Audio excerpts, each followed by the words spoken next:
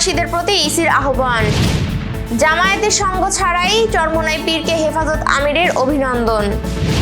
বাস্তবতা বিবেচনায় দেশে 10 থেকে 15টি ব্যাংকই যথেষ্ট, মন্তব্য গভর্নরের।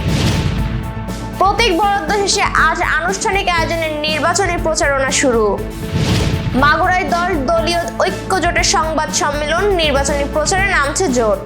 দর্শক, গ্রামের কাগজের সকালের খবরে আপনাকে স্বাগত জানাচ্ছি। আমি প্রত্যাশা আক্তার নিশা। শুনছিলেন প্রধান শিরোনাম, এছাড়াও রয়েছে রাশিফল। এবার চলুন যাওয়া যাক মূল আয়োজনে। ত্রয়োদশ জাতীয় সংসদ নির্বাচন ও গণভোটে পোস্টাল ব্যালটের মাধ্যমে যেসব প্রবাসী ভোট দেবেন তাদের আগামী রোববার 25 জানুয়ারির মধ্যে ভোট দিয়ে তা পোস্ট অফিসে জমা দেওয়ার আহ্বান জানিয়েছে নির্বাচন কমিশন।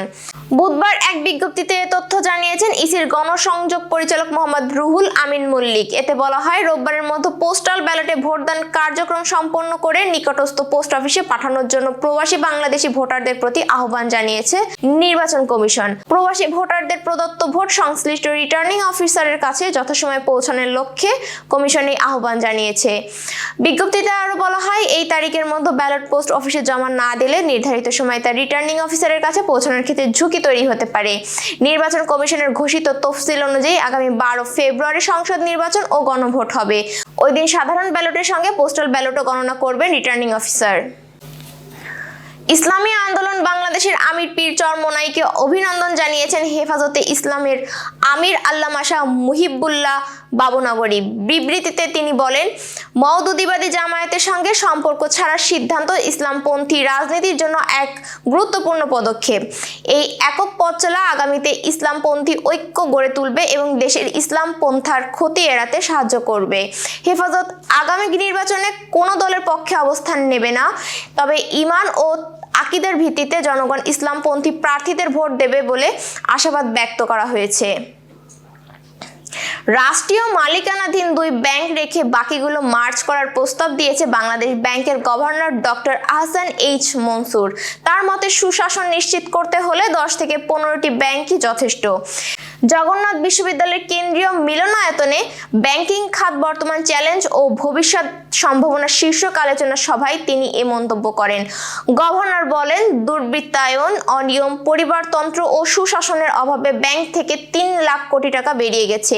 এর একটি অংশ পাচারও হয়েছে। সংশোধিত বাংলাদেশ ব্যাংক অধ্যাদেশ জারি না হলে ব্যাংক খাতে আবারও রাজনৈতিক প্রভাব ফিরে আসার আশঙ্কা থাকতে পারে।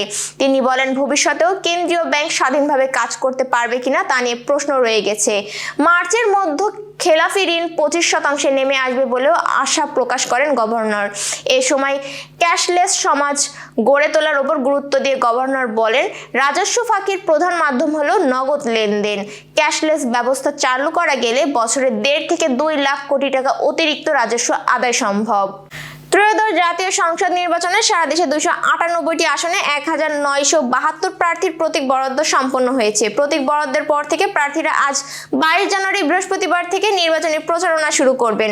প্রতিদ্বন্দ্বী প্রার্থীরা ভোট গ্রহণ শুরু হওয়ার 48 ঘন্টা আগ পর্যন্ত প্রচারণা চালাতে পারবেন। নির্বাচন অনুষ্ঠিত হবে 12 ফেব্রুয়ারি সকাল 7:30 থেকে বিকেল 4:30 পর্যন্ত ব্যালট পেপারের মাধ্যমে স্বচ্ছভাবে।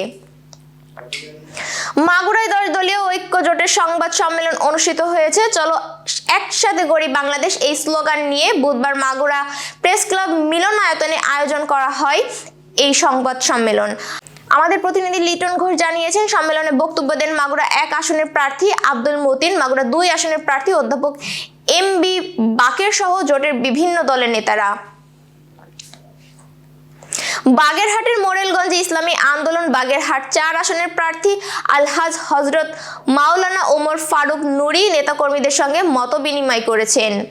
বুধবার সন্ধ্যায় মতবিনিময়ে তিনি বলেন, ইসলামী মূল্যবোধে জনকল্যাণমুখী রাষ্ট্র গঠনের জন্য ইসলামী আন্দোলনের বিকল্প নেই। প্রতিনিধি গণেশ পাল জানিয়েছেন, সংবাদ সম্মেলনে দলের অন্যান্য নেতৃবৃন্দও বক্তব্য রাখেন এবং জনগণকে ভোটের মাধ্যমে সমর্থনের আহ্বান জানান।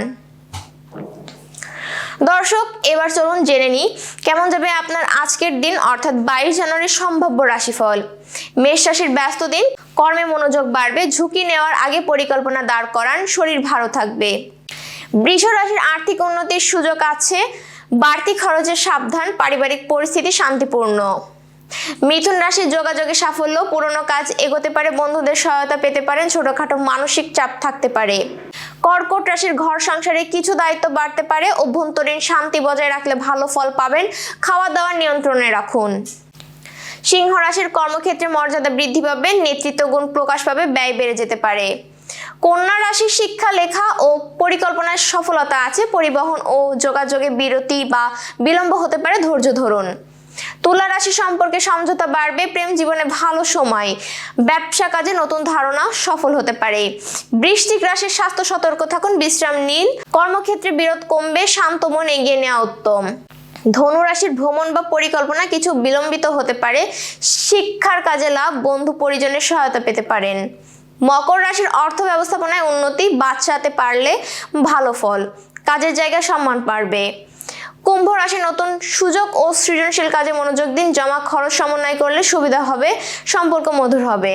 মীন রাশি নিজের স্বাস্থ্যের প্রতি লক্ষ্য রাখুন, কর্মে স্থিরতা ও সফলতা আসছে, পরিবারের সান্নিধ্য পাওয়ার সুযোগ আছে।